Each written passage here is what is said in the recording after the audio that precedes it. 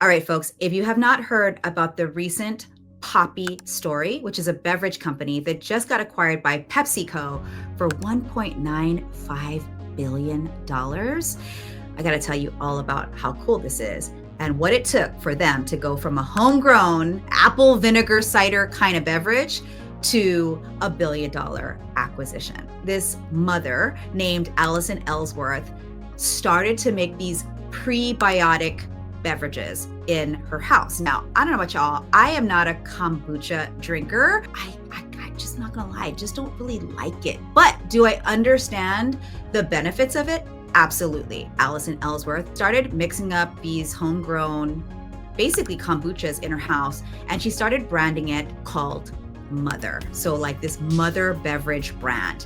And she was encouraged by her friends to get on Shark Tank because they knew that they could not grow this particular beverage brand without outside support. Because if you don't know this, the beverage industry is one of the most competitive and hardest industries to break through and make a significant difference. Back in 2018, she appeared on Shark Tank with her husband, and they got an investment from Rohan Oza, who is known as the Brandfather. He is the guy who is behind a lot of the beverages and consumer products that have been modernized since the Snapple days. Now, what happened was when Rohan got involved, because he's the Brandfather, he told them, we need to change the name from Mother Beverage to Poppi. Mother and Poppi are very different kinds of names. One of the big things that I want you to learn about this story when it comes to building your brand and rallying the right people around it is how Alison, as a leader, somebody who literally probably did not see herself as a leader, did not see herself as a CEO. She was simply a person with a great idea that wanted to make it happen and change the world. And so when she got that investment from Rohan, instead of being attached or stubborn around the fact that he wanted them to change the name from Mother Beverage to Poppi, that was a huge leadership move on her part. A lot of times we get very, very, not just excited about our ideas, but we get attached to them. And that is a big problem if you ever want to scale and grow. By participating in Shark Tank, she knew that she needed the right advisor, the right unicorn to help her actually turn this brand into a unicorn company. So the road to creating a $1 billion brand is also paved in the fact that when Alison partnered with Rohan and trusted his advisory in this area, she knew that going from the kitchen to a very digital, heavy social media campaign was necessary. And they did start that out organic because Mother Beverage, when it was first, when they first brought it to market, started there organically on social media. But with Rohan's help and the rest of the advisors that he put around Alison and her husband, who are founders of the company, she knew that she needed to make this contrarian kind of view on this product because there are a lot of carbonated waters, sparkling waters, prebiotic types of drinks, a lot of functional beverages, including caffeinated Red Bull, all these types of different beverages that would be competing with their conversation. And so she knew that she had to actually also get around the fact that if she called it a soda, which they did, Poppi became a soda, and Rohan felt strongly that they needed to position themselves like that we needed to make soda okay to drink again. That became kind of a mantra of the brand.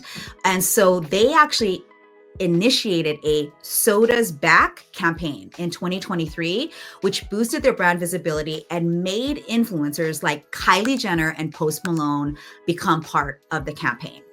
With those investments in time, energy, and money, and again, this decision to allow smarter people in the areas that they didn't have, they turned the Mother brand into something that PepsiCo wanted to buy 2 years later called Poppi. So what can you learn about what Alison did to turn her tiny brand into a $1 billion brand?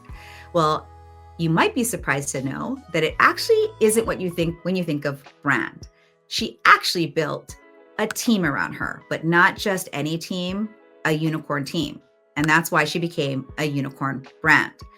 What that looks like is she had Rohan, which I mentioned earlier, and she did the work to get on Shark Tank. She probably had a coach and help to script the right intro and make sure that a main investor like Rohan, a unicorn that she wanted on her team, to join her team to grow her brand. Influencers started jumping on the bandwagon. Post Malone, Kylie Jenner, and others. They did that because she was specifically seeking out who are those influencers, AKA unicorns, who could help boost the brand's reach. That's another example of they are unicorns on her team. Third, we talked about her husband being her co-founder, who at the beginning was a big part of making sure that she, as a mom, was getting in front of the right people. And so inside her house and inside of the business, her husband was very clear on his role to support the overall growth of the brand. This is what I call building a unicorn team. That a team is not just the people who work for you. It's actually the assembling of the right people to bring your idea to life. And in this case study or this overview of the Poppi story, I'm trying to show you that the various unicorns that Alison was open to seeking out as well as being available to be sought out is a huge reason why PepsiCo bought them.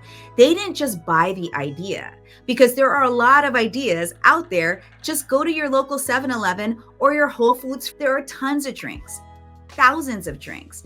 Why did Pepsi buy this one? Because she assembled the right people to make the idea important enough for Pepsi to buy them. So what's the big takeaway for you if you're listening to this video? Why am I even talking about this? Well, I'm talking about this because what I want you to take away is not the fact that PepsiCo, a huge $1 trillion cap kind of company, bought this little brand. That's actually not the takeaway. The takeaway is, who did Alison, as the founder of this brand, have to become? Who did she have to become? What kind of unicorn did she have to become that she was able to assemble other unicorns that could create the desire for a PepsiCo to give her almost $2 billion? And that is the change in thinking that I want you to see yourself in. If you're a personal brand, a thought leader, an author, a speaker, a service provider, and you think that the Poppi story isn't relevant to you, what I really want you to understand, it is more relevant than ever. It's the who you are and the people that you can attract to rally behind your ideas is that makes those billion-dollar dreams come true. So if you want to learn how to become like Alison, the person that Alison has become to be able to create this incredible result in her life and has changed the future of her family, then that entire framework of how Alison has approached her entire idea is in my book, Unicorn Team, the 9 leadership types you need to launch your big ideas with speed and success. Inside of the book, you're going to learn exactly the thinking and the being that a person like Alison became in order to get this to happen. And whether your dreams are to sell your idea to PepsiCo one day, or you just want to get more clients to understand what you're up to, Unicorn Team is the book for you.